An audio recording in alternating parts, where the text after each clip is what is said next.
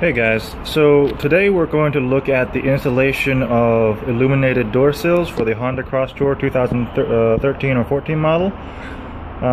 Today I'm actually going to show you all the tools that I want to do and explain a little bit more of why I'm doing certain things. So obviously you can see here we have the sills. I haven't taken off the protective white plastic yet. It should be silver like that. And then they have the blue LEDs in the middle. What I also have today is some painter's tape or masking tape would be fine, electrical tape, a measuring tape. I have various electrical components that I would use to splice, connect, and possibly heat wrap as necessary. You're probably going to need a flashlight, or you have your cell phone with a bright light on that. That'll help you with the installation. And over here I have wire cutters, strippers. You're going to need something to clean the surface of the vehicle. So I have some, sponges with microfiber towels on top. Basically any sort of cleaner, generic cleaner. I have just some glass cleaner, it'll do okay. And then the alcohol as recommended by the installation. So the big tip here is I ordered just the OEM parts by themselves and not the kit itself. That's about $100 savings for really nothing gained, for nothing lost. I mean, the actual kit that cost I think close to $250 or $300 will only give you the extra harness extensions and maybe the instruction manual, and that's about it. So here we see that I've already removed and put on some clips that comes with the package. Make sure you get those out of the box. They're stuck onto the inside of the box over there. That's what the box looks like. And so you keep those, and what I'm going to do is to, of course, test them, measure them, do the extension on the cables, and then install them as necessary. What I want to plan to do is, and I'll show you the actual connection points in a little bit. What I plan to do is also to fit LED wheel lights, wheel well lights with it, as well as possibly some courtesy lights. So the door sills will run here. The connections will go through the door and then into the connectors under the dash. And then I'm going to splice that as well so that it can be taken elsewhere, mainly underneath the driver and passenger footwell to put additional LEDs there as well. I'm going to do a measurement on the current, etc., so make sure not to overload it too much or anything, because the cables that's running to the connector as well as the cable on the LED themselves are pretty thin. My guesstimate is a 22 or 24 gauge cable. So while it is possible to have a lot of current in there, because they're pretty open, you want to be careful about that. And I don't have the fuse connectors in right now, but I will probably want to put fuses inside the line series as well. So we're going to get started, and I'll test these LEDs first. You definitely want to test them before you do any of the installation. I've already tested them, so I know that they work. But I'll just show you where the connectors are and how to basically do the installation. So we're on the driver's side of the Crosstour here, and I'm going to show you where to actually connect the door sills. So in order to get to that, you don't actually have to disassemble any of these door and weather parts just yet. For your initial test, all you need to remove is the under dash part here. So I'm going to try to do that. I like to start at the bottom corner here just to get it loose, and then work my way to the top. That one, and then underneath to make sure that's loose underneath the wheel. And then for this particular vehicle, anyways, the hardest one is on this side to get that off. And then once it's off, you can just lift up. Wiggle it out. Now it is free. You just have to disconnect the cables that are attached to the buttons here.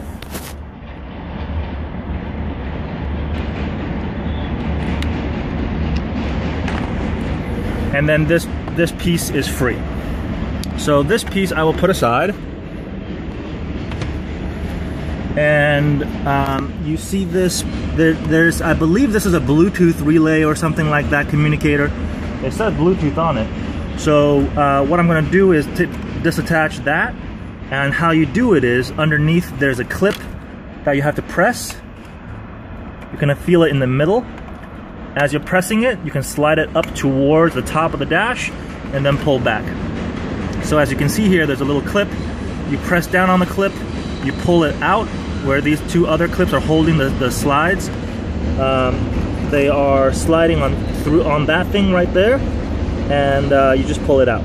So you can disconnect this if you'd like, but it is not necessary.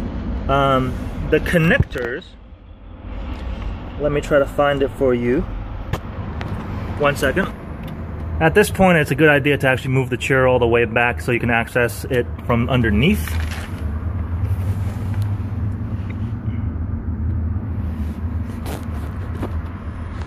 Okay, so now you see a lot of cables inside the dash area. This is the whole control unit fuse box. The particular cable that you're looking for is this little white guy right there. Now normally, let me just go under here. Normally it is held within this dummy holder right here. It is, as you can see, a pink and a green cable. It is leading to nowhere. This dummy holder is a dead end, and it's basically held on by electrical tape. A similar situation is underneath the passenger side. So once you identify this particular connector, it's a 2-pin connector, pink and green. You push on it, you release it. It is a little bit difficult to do, so take your time. Make sure you don't, break anything while trying to do that. Once you free it, then you can connect your LED door sills directly to this connector to test them. You definitely want to test them before you go any further.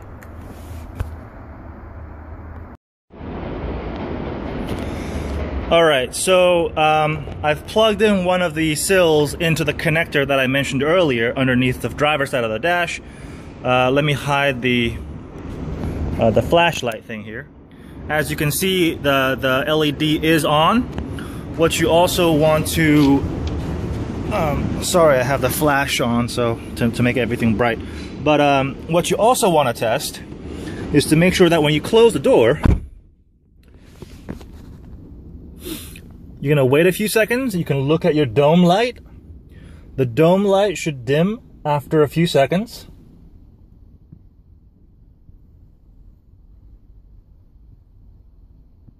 And the Crosstour symbol goes out with the dome light. So you know that this is working, as well as the circuit itself is working. It's attached to the dome light circuit and is working. It's functioning properly. Now I'm going to do the same thing on the passenger side. I'm going to show you guys how to access that, connect it, test it, and close the door. All right, so we're here on the passenger side of the Crosstour. What you need to do first is to detach, take out this piece right here underneath the glove compartment. How to do that is you first find the fold right here. The whole thing is held on by 3 or 4 clips. Let me try to focus that. 3 or 4 clips along the front of this piece of plastic. So all you really need to do is pull hard enough to undo those clips. And then this whole thing will come falling down. Sorry, let me refocus. There you go. So the whole thing will fall down, and it slides out like a tray from the back of that compartment. Now I have this cable running here. This is my USB cable for the camera. So you would not have this cable dangling around. All right, so we're back. For this side, you actually do want to take out this piece right here to access and test your leads. So I personally like to take out the little cover just in case it flies off somewhere. You will have to undo the door weather trim, you can actually use this here to pull up and release this door section here, because that's the hardest one to get off. Pull along the seam to release the clips. Okay, so like the driver's side, this thing is held by clips going, I guess, horizontally, and but unlike the driver's side, there's not a clip near here. There's only 2 clips in the back. So you're gonna have to want to raise this out of the cable area. See how it flexes? Now you basically want to pull sideways from the back to loosen the clips. As you can see, one of the clips is missing. It's probably still stuck on there. So it's a little bit more difficult than the driver's side, I would say. All right, so we're on the passenger side here with you can see the fuse box right here. I have the ADA circuit set up already for my phone line connectors, etc., phone chargers, etc. Now it's a little bit more difficult to get to the circuit here. It is not actually dangling along the side of this. What you want to do is you want to go in. You want to turn towards the fuse box and look up. Now I hope my phone can capture this. I'm trying to focus it here. See that? See that right there? That white end with the black electrical tape? That right there is the same thing as on the driver's side. So it's above the fuse box, but much more deep inside the area here. And you see how, let me try to focus. You see how this plastic here is basically, this plastic case was held on my electrical tape. On one end of it, it's a dead end. On the other, it's the cable. And so, I mean, I definitely can't do this with one hand, so I'm gonna try and show you guys after I disconnect this circuit. Alright guys, so I was able to release that circuit. Again, it's fuse box, look up, and then into it. What I ended up doing is actually taking a small knife and cut through the electrical tape wrapping around the circuit. And as you can see, there's basically a blank connector at the end. You can then release that connector free, and then you'll have the circuit ready for testing and connection. So you see that's 2-pin pink and green cable, and we're ready to go. So I'm going to take my LED door sill. I'm going to connect that to the power source, and indeed the LED is on. Let me just get inside and close the door. I'm gonna come inside. Again, close the door. Let me see if I can adjust the camera light. So you can actually see the LED there. It's gonna take a few seconds here for the dome light to shut off, and the LED should shut off with the dome light. There you go. So once again, we've confirmed that both the LED and the door sill works, as well as the circuit on the passenger side for the dome light slash door sill power source.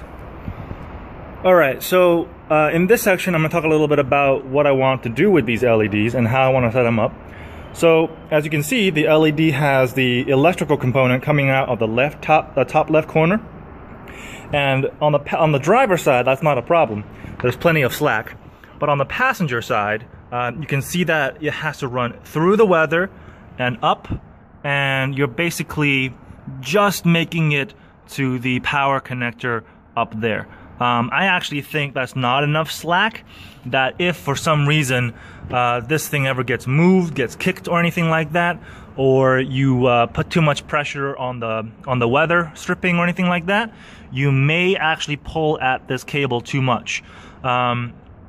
So I think it is okay, it is doable without any additional extensions, but I do intend to extend this and have additional circuits running off of that in parallel.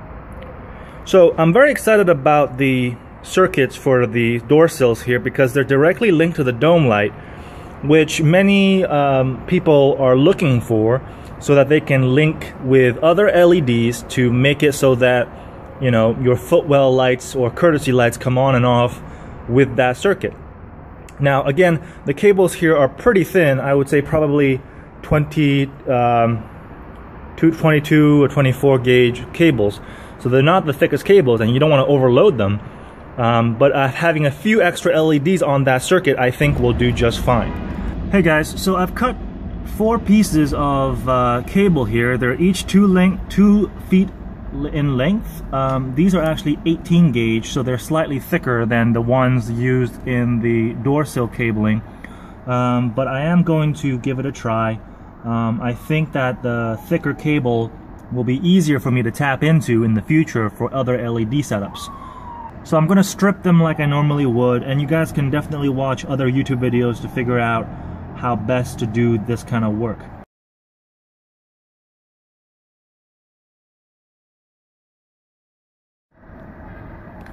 Okay guys, so I have all 4 cables stripped, the 18 gauge 2 feet cables that I want to use as extensions. Be careful not to take out any of the copper connectors. You want to have as much conductivity as possible, although it's a little bit more forgiving because you're really connecting something a little bit thicker than what the OEM sill connectors actually are. So just another thing, I've decided against to connect the extension closer to the sill itself, just because I thought that running any additional clips or connectors through the weather molding part might be difficult. So I think I'll just leave the slack underneath the dash or underneath the passenger dash instead.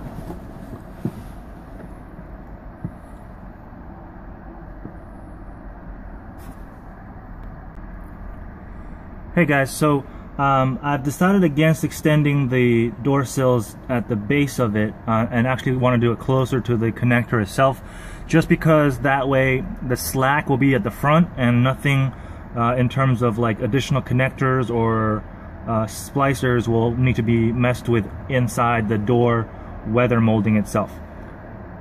So as you can see here, this is the driver side one, and I just, you know, kind of noticed how silly I was thinking that I needed to extend this, because this side, on this side, it's obviously long enough to actually, you know, easily connect to the circuit itself, as well as have plenty of room and slack to be able to tap into. So what I'm going to do is actually slice open this this cable here to expose the red and black cable wires inside. And then I'll be able to, you know, tap into that at a later date.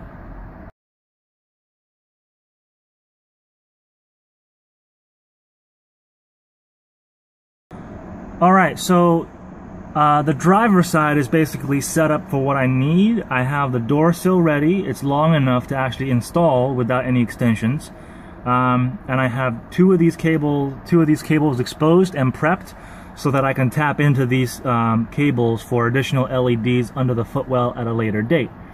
Now I'm going to go over the actual installation portion of this, which includes taking off the weather stripping, cleaning up the surfaces, and then the final installation itself. Alright, so we're ready to install the actual sill itself, and so we actually just need to take care of this portion of it to do the installation. Some installation requires you to take off that kick panel over there, but we already have access to the circuit, so that's not necessary. So all we need to do is pull on the weather stripping, pull it towards you like this, and then here you can actually use it to help lift the plate itself. Makes it easier to grab hold of and to disassemble. You just pull upwards. We're going to remove this and put it aside. And now we're going to want to remove the entire weather stripping along the edge of the door. And you can put that on the inside of the car so as to get it out of the way. Now,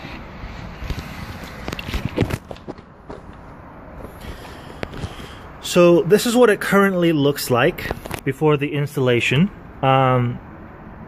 If you look at the instructions that comes with your door sills, or you can look them up online, you'll notice that the instructions basically want you to install the length of the door sill along the screw holes here, along the clip holes.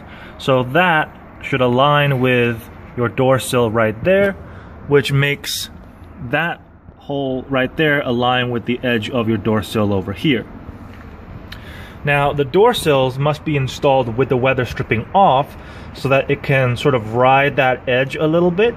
It'll sit on the instruction, it'll say the profile, it'll say sit flushly against that, and then the weather molding will actually sit on top of this to hold it in place, or to help it hold it in place.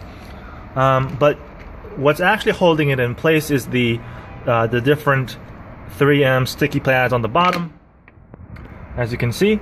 And so you will need a good clean surface before you actually do the installation.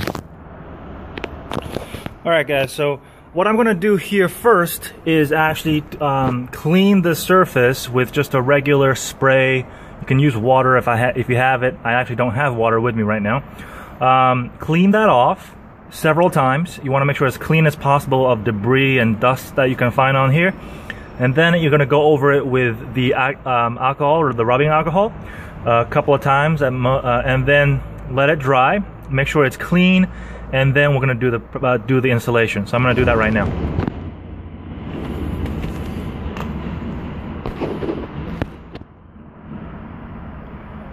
Alright guys, so I've cleaned the surface. It feels a lot smoother. You can't feel any dust particles. And I've also pre-masked the area, the installation area, with the painter's tape. You basically want to eyeball that line with the hole however you like. I want it to be as much towards the center as possible. And you can basically eyeball it the exact same way on the other side. Have the masking tape flush against that edge, that corner right there. You don't want to use this edge right here because it does shift a little bit when you move up and down, forward and backwards. So you want to be flush against that point right there, and then prepare the installation over there as well. Now, before you actually do the installation, you might also want to prepare this area here, the connector, with some electrical tape so that it won't rub against the paint, and then use the clip that comes with the kit later on. Hey guys, so I have the LED door sill prepared, ready to go. I took out the middle strip, I took the other strips, and I just basically peeled them back a little bit. You pretty much only have one shot to do this right, so make sure you eyeball one edge of it correctly, and then install the rest of it as you go. Obviously I need 2 hands to do this, so wish me luck. So I think I did a pretty decent job. What happens is you eyeball it to that masking tape line, you stick it in and make sure that it's flush against that line, that you have a good position here as well, and then you place it down. It won't stick all the way because you haven't peeled everything off yet, and then you just sort of rip out the little pieces and then stick it down, press it down, make sure it's firm, which it is, and now it's ready to go. So I'm going to take off the masking tape because you don't need that anymore. It's not going anywhere. I'm going to basically peel back the pieces of protective tape film on the actual silver part of the cover.